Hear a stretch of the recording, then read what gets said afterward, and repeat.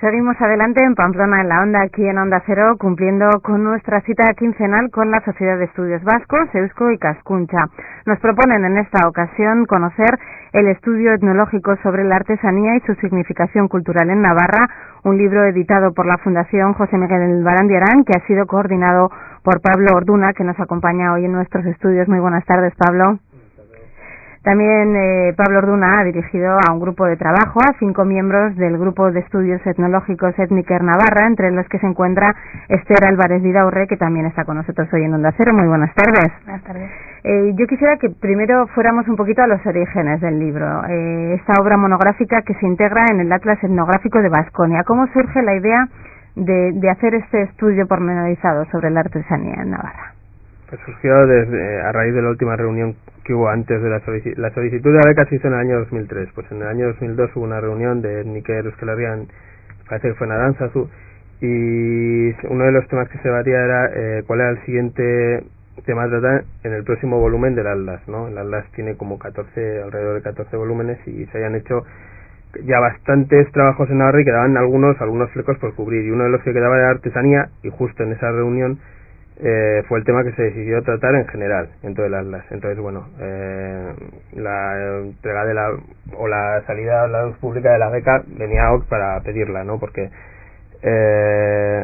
no había ningún trabajo de artesanía global en Navarra. Había los típicos artículos que salen en revistas o bien especializadas o en revistas de turismo, pero no había un estudio serio. Sí habían hecho pequeños trabajos en alguna publicación, pues de diarios y así, pero no había nada serio. Entonces de ahí salió como aportación, como la siguiente aportación de Navarra al Atlas, de forma general, no por cada uno de los investigadores de campo, sino por todo el grupo de Étniker Navarra al Atlas en general, ¿no? Entonces el trabajo, tenemos que decir que es fruto de esa beca que decías, ¿no? Esa beca de investigación de 2003 de la Fundación José Miguel Barandiarán. Es así. Bueno, hablar de artesanía es un tanto complicado, ¿no? Porque creo que no hay una definición que guste a todo el mundo, no sé.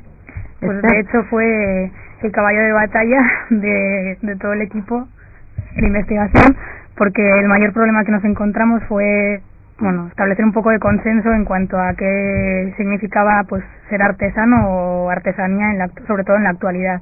Quizá hasta hace 50 años era un término que prácticamente todo el mundo sabía muy bien a qué se estaba refiriendo, pero ahora mismo pues el adjetivo artesanal se aplica a muchas cosas. Se aplica muy alegremente, sí, quizá, ¿no? Y pues bueno, se ha desvirtuado tal vez un poco, y bueno, fue uno de los problemas mayores, pues delimitar un poco qué era lo que íbamos a estudiar en función de pues de qué considerábamos que era artesano y lo que no. Y llevó bastantes problemas para llegar a un acuerdo, pero bueno, más o menos llegasteis a un consenso, ¿no?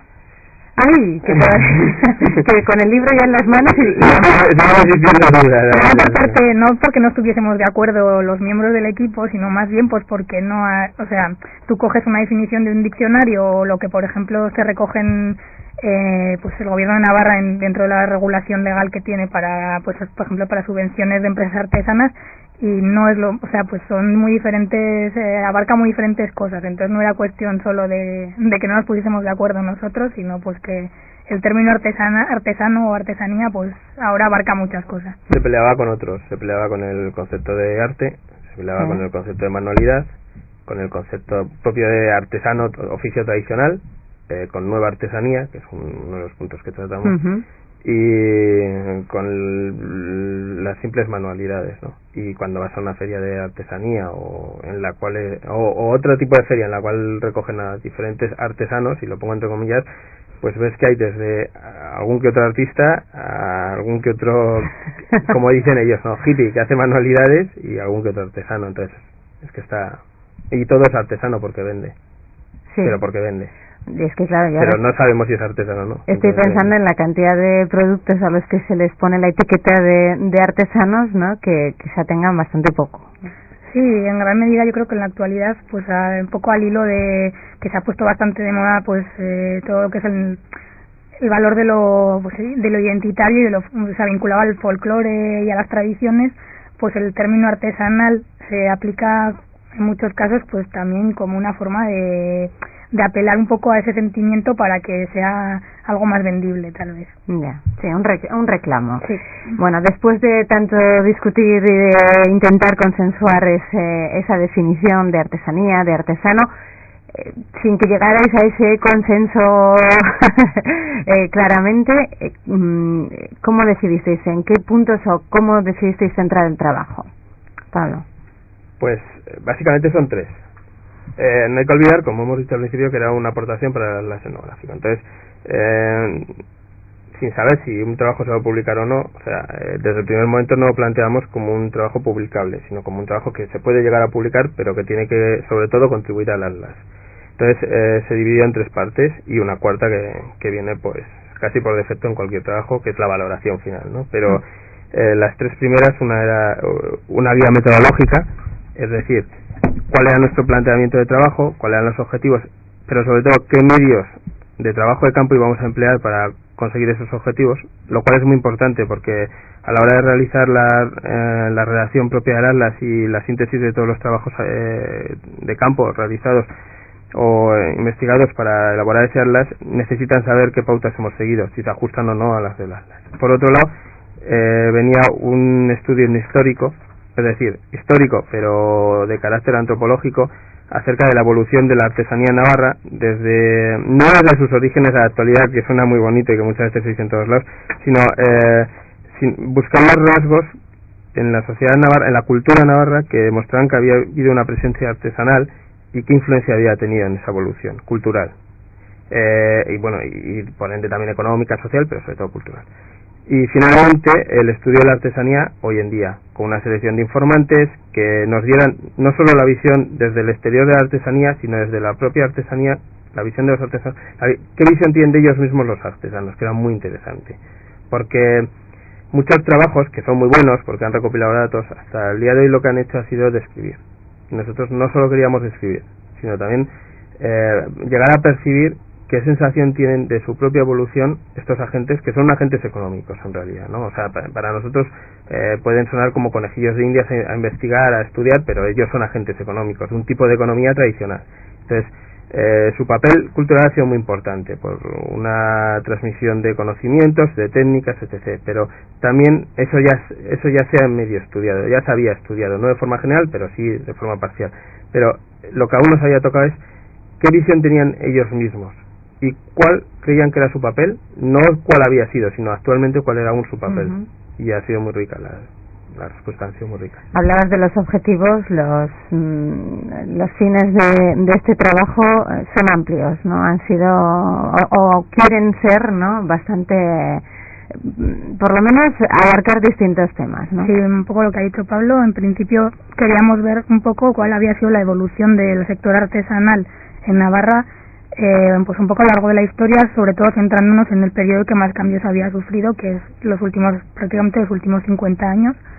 Y igual aparte de analizar un poco los distintos oficios artesanales en función hicimos una división por los materiales que emplean, metal, madera, piedra y pues, textiles y otros elementos vegetales. Y además de hacer una descripción un poco de qué tipo de oficios o de artesanías han existido vinculados a esos materiales, tal vez lo más novedoso, porque esto sí que se había estudiado más parcialmente, es analizar un poco la situación de los últimos años y de la actualidad, y también un poco ver la propia visión que los artesanos tienen de cara al futuro, cómo ven que si su trabajo creen que tiene futuro, si no, si tienen que hacer cambios, si creen que cuando ellos dejen de trabajar pues no va a haber nadie que vaya a seguir haciendo eso. Un poco, tal vez lo más novedoso sea eso, pero tenía varias partes diferenciadas de objetivos. El ámbito geográfico abarca toda Navarra. Toda Navarra. Eso no se podía cuestionar porque en pequeños kilómetros cuadrados había mucha diversidad y era necesario. Toda Navarra, ¿cuántas localidades habéis estudiado? ¿Con cuántos artesanos habéis hablado? Porque ha habido también un proceso ahí de entrevistas con los propios protagonistas, ¿no? Sí, más que localidades hemos trabajado con 40 artesanos en unos, son 40 individuos, serán unos 30 y pico talleres. Localidades, 20 y pico, 30 y pico. Es que no se puede matizar. Sí. O sea, había, por ejemplo, artesanos que trabajaban en Pamplona y trabajaban en Espinal. Hay artesanos que han tenido el taller por ejemplo, en Bacaicua, pero el origen del taller incluso estaba en Barcelona, por parte de su padre que había migrado a Barcelona. Y luego hay talleres como Iturgoyen, que podemos decir, sí, hemos entrevistado en Iturgoyen, pero realmente no entrevistas Iturgoyen, entrevistas toda una comarca. Y en el caso de Iturgoyen, toda una región de todo el norte cantábrico, ¿no? Porque su taller abarca ese espacio geográfico. Entonces, al principio sí que cuando hicimos la selección, esto viene al caso porque queríamos buscar cuántas localidades hay que estudiar para llegar a una idea general y no servía. Lo que había que buscar es cuántos artesanos hay que entrevistar para llegar a una idea general. Daba igual que hubiera 20 talleres en Pamplona y 10 en municipios o al revés.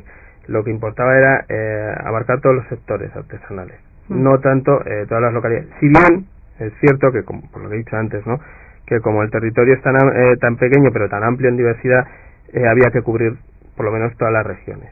¿Por qué? Por una sencilla razón. Y de ahí venía luego también la selección de artesanos en cada lugar.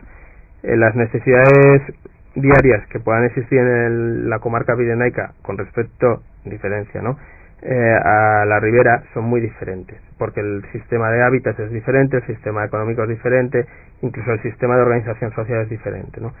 Y de ahí venía la definición de artesano. Si el artesano es todo aquel que realiza un objeto práctico, ese objeto está en el día a día, por lo tanto ese objeto tiene mayor o menor evolución en una región o en otra, o mayor o menor mercado. Entonces por eso había que cubrir todo. El ganado extensivo de la montaña pirenaica en verano no es igual que el ganado estabulado que puede haber, por ejemplo, en zonas como alguna zona de Baztán, ¿no? Las necesidades son diferentes, pues lo mismo con la agricultura y con la vida doméstica. Las necesidades son diferentes y no influye también la facilidad de encontrar una materia prima en una zona o en otra. No hay diferencia entre las zonas. También fue uno de los criterios que seguimos, pues habitualmente hay un determinado tipo de artesanías que han tenido su auge en zonas concretas porque la disponibilidad de materia prima pues para esa determinada pieza era más abundante que en otro sitio. Pues por ejemplo todo el trabajo específicamente de trabajo de talla de boj pues es típico de la zona norte de Navarra. En la zona del sur pues no es una artesanía que haya tenido auge. En cambio en el sur pues ha tenido mucha importancia en algunos pueblos todo el trabajo con el esparto, con otras fibras vegetales pues que en el norte no se utilizan. Entonces también queríamos abarcar un poco diferentes zonas para ver un poco esas diferencias, aunque luego los mercados son amplios y las piezas de boj de la montaña también llegaban al sur pues por medio de, también analizamos en parte en el trabajo un poco la red de ferias y mercados y la distribución un poco de los productos pues entre diferentes comarcas. Incluso la obtención de alguna materia prima en la actualidad ya no se localiza, o sea, el lugar de producción en la misma comarca del artesano. Podemos poner la talla de piedra, actualmente tallistas de piedra el único que queda en Baztán, busca la piedra, la materia prima, incluso en Baigorri en el sur de Navarra, no hablo de Baja Navarra, o sea, alejado, ¿no? ¿Por qué? Porque es el tipo de piedra que él quiere, que necesita y el que le gusta para trabajar, o sea, y ahí sí hablamos un poco de la libertad del artesano, ¿no? Que como cada punto de estudio estaba entrelazado con el otro, porque te abre las puertas para estudiar una cosa diferente, ¿no? Puedes pasar desde la creatividad a la esclavitud a los materiales que tengo en esta zona, ¿no? Contarnos un poquito cómo ha evolucionado la artesanía, quizá pues en estos años que decías, Esther, desde la segunda mitad del siglo XX, ¿no?, que ha sido pues cuando más cambios se han notado. Pues básicamente hay un bastante número de artesanías o de oficios tradicionales que pues o han desaparecido totalmente o han entrado en una gran crisis, básicamente por una cuestión muy sencilla, que es la transformación de las formas de vida, sobre todo agrarias. Entonces, bueno, pues hay un buen número de piezas que antes que se utilizaban diariamente y que pues todos los arreos de caballerías, elementos vinculados a a las labores tradicionales del campo, que ahora están mecanizadas, y que pues ha llevado a que un montón de piezas y de artesanos que las fabricaban pues ya no tengan no puedan subsistir vendiendo esos productos porque ya no tienen un mercado. Lo que sí hemos constatado es que a pesar de ello pues ha habido ciertos artesanos que han reconvertido su producción. El caso de la guarnicionería, pues te estoy diciendo que es un ejemplo muy claro. Los guarnicioneros antes había prácticamente uno en cada pueblo o en todas las comarcas por lo menos. Y eran los que pues facilitaban todos los correajes de caballerías para trabajar en el campo y otras piezas pues vinculadas a estas labores. Con la mecanización agraria pues eso se ha perdido, pero siguen existiendo algunos guarnicioneros que han encontrado tal vez una vía de salida en todo el tema de la hípica, claro, actual, la afición a la hípica que ahora pues tiene otra finalidad, pero siguen fabricando piezas pues para esta función. Y bueno, pues en otro tipo de labores pues ha ocurrido un poco lo mismo. Entonces ha habido oficios que obviamente al perder su rentabilidad económica porque ya esas piezas no se utilizan pues prácticamente han muerto, y otros pues bueno, más o menos han reconvertido su producción hacia otras vías. Uh-huh. ¿Cómo se ven ellos ahora? Eso que comentabais que se les preguntaba en las entrevistas, ¿no? Me imagino que de esas entrevistas se habrán sacado conclusiones muy interesantes que habrán sido una parte importante de este trabajo. ¿Cuál es la visión que tienen ellos de su trabajo actualmente, en pleno siglo XXI? Pues yo creo que hay tres formas que tienen ellos mismos de verse. Por un lado, una que es muy general, están muy orgullosos de lo que han significado sus oficios, estén o no en declive en la actualidad, y muy orgullosos de los conocimientos que ellos son, en fondo, ¿no? de una tradición, de una evolución técnica, etc. Pero a partir de ahí se ven dos tipos de reacciones a lo que es el mercado en la actualidad. Por un lado, aquellos que son muy pesimistas, o bien saben que su oficio va a desaparecer, o que no tiene sentido una proyección a futuro del mismo a través de, pues por ejemplo, ayudantes de un taller que se convierten en alumnos y aprenden un trabajo tradicional. Hay gente que podemos poner algún tipo de escobero o incluso oficios como algunos de cerería o así, que lo ven por desaparecido, ¿no? Y sin embargo hay otros que no, que dicen: yo soy capaz de actualizar todos mis conocimientos, o sea, no solo su producción, también sus propios conocimientos, modificar alguna de mis técnicas, pero seguir haciendo un trabajo artesanal que responda a un nuevo mercado en la actualidad.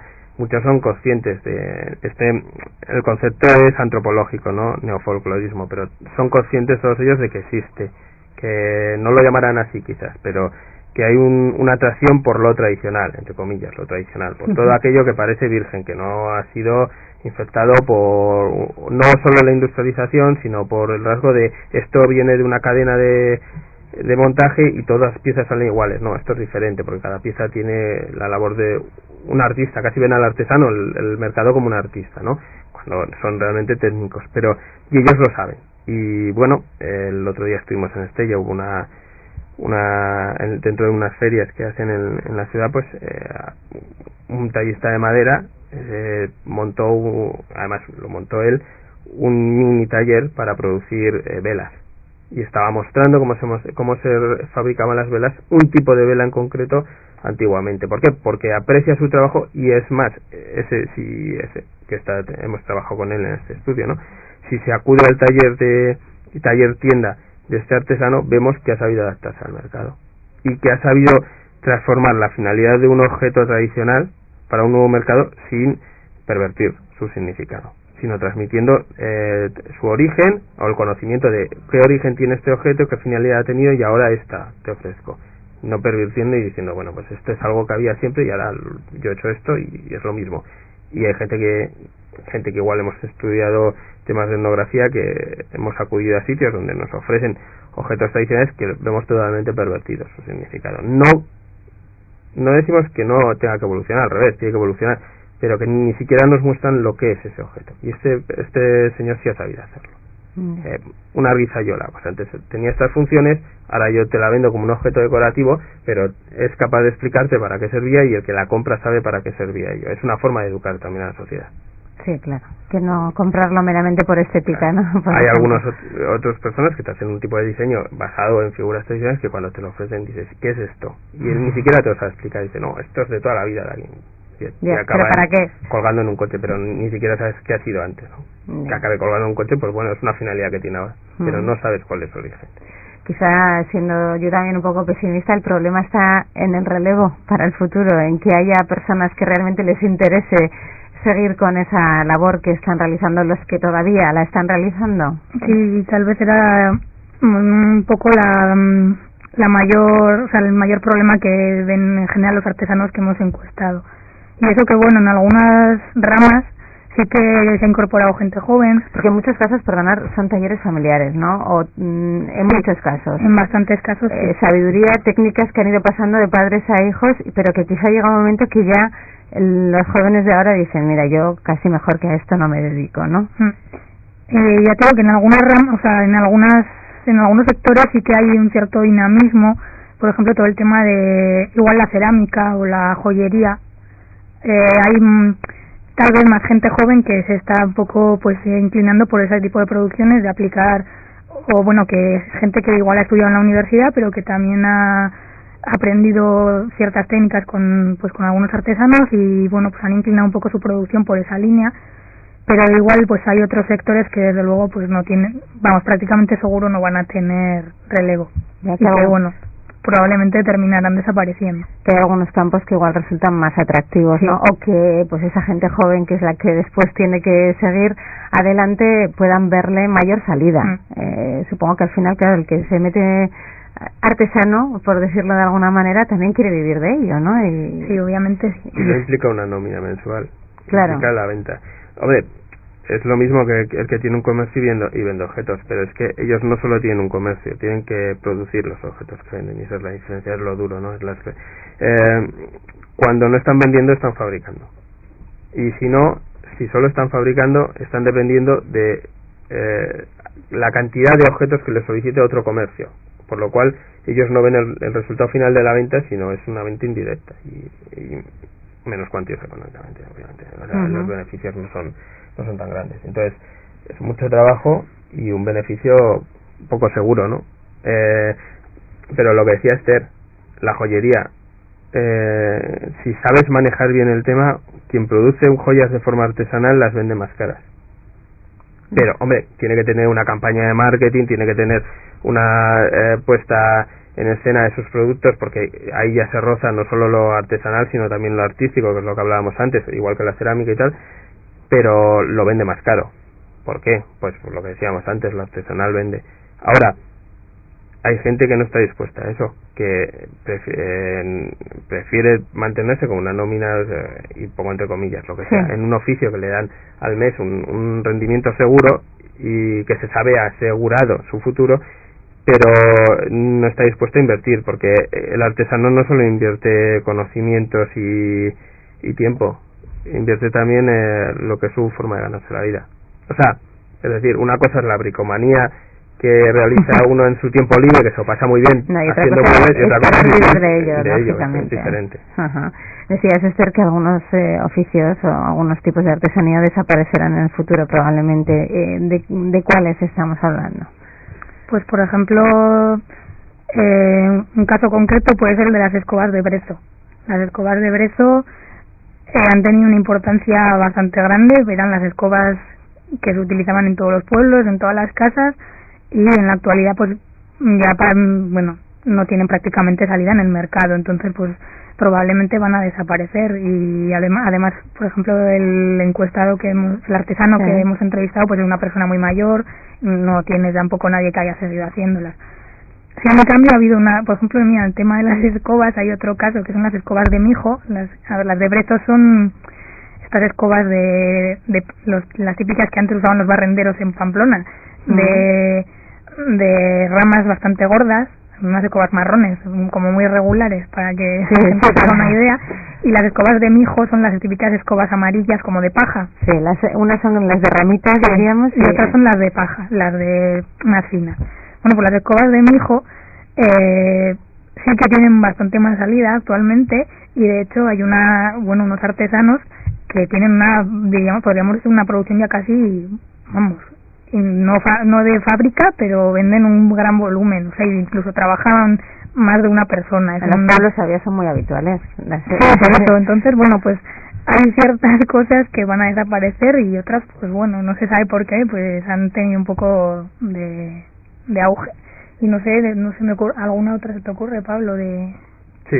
Que uno ya han desaparecido. desaparecer? Los madejeros han desaparecido. Bueno, sí. Hacían esteras con hojas de maíz y así. Sin embargo, el esparto en Sesma y en Viana sigue habiendo unas ferias que muestran cómo se hacía, pero ha desaparecido. Y ahí en ese caso podemos decir que no es que hayan perdido un mercado, y hace poco lo comentábamos con algún artesano. Si la gente acude a determinados centros comerciales a comprar esteras tradicionales del Congo belga, por poner un ejemplo que no existe, así nadie se ve afectado, pues ¿por qué no son capaces estos artesanos de abrir un mercado? Estos no, las nuevas generaciones, ¿no? De esteras de esparto, etc., que tendrían igual una salida.